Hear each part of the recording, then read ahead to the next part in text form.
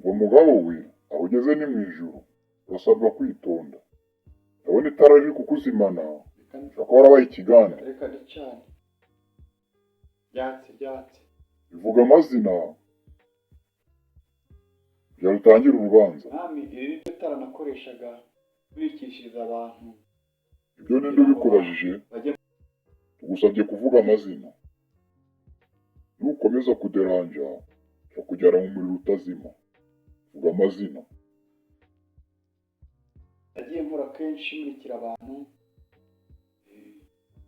kugira ngo ndebe ko bava mu byaha. Ati ibyo ntabwo twabikubajije.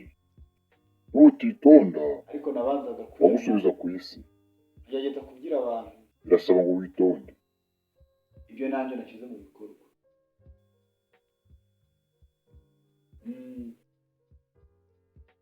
Iryo tara rirandika hasi urubanza rutangire. Murakoze. Kandi urasabwa no gukuramo iyo karuvati kuko nta byubahiro dushaka.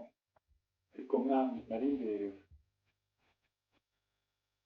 Kora ibyo tugusabye. Murakoze mwami.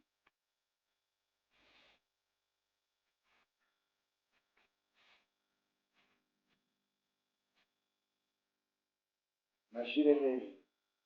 Bijugunye ku isi kuko ari wowe wabikuye.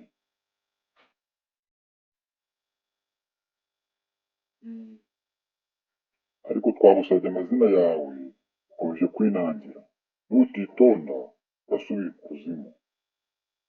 Amazina yanjye yitwa Ndahayo Emmanuel Rwamagana. Aho utuye ibyo ntibitureba. Icyo dushaka ni amazina. Mwambaza mwana. Biragaragara ko wayoboye abana mu nzira y'agakiza, ariko wowe hari ibyo ushinjwa. Utagiye ushyiraho umwanya w'umudendezo ngo abana bihane. Naragerageje ariko. Kubera umurimo utari woroheje wakoze ku bana, ibyo turakikubabariye. Nagerageje kuririmba.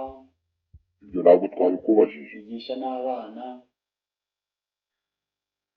Nutitonda imirimo yawe yaba imfabusa. Murakoze. Umva rero umugabo we, umurimo wawe ku isi wari ukomeje, ugiye gusubirayo ukora ibyari bisigaye gukorwa.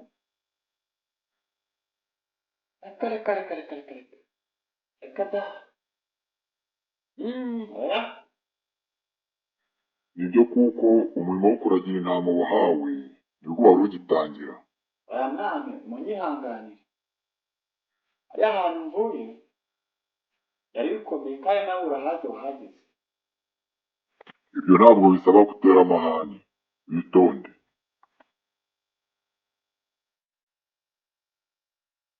Nanyihanganiye. Umwanzuro wamaze gufatwa.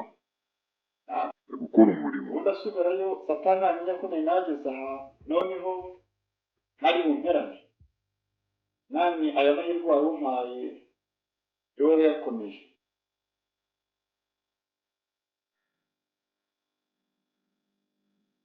Ibyo si bikureba, umurimo ni uwanjye, njye wawuguhaye.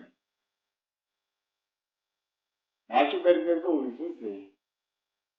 Reka ngende. Manuka iminota yagenwe irageze.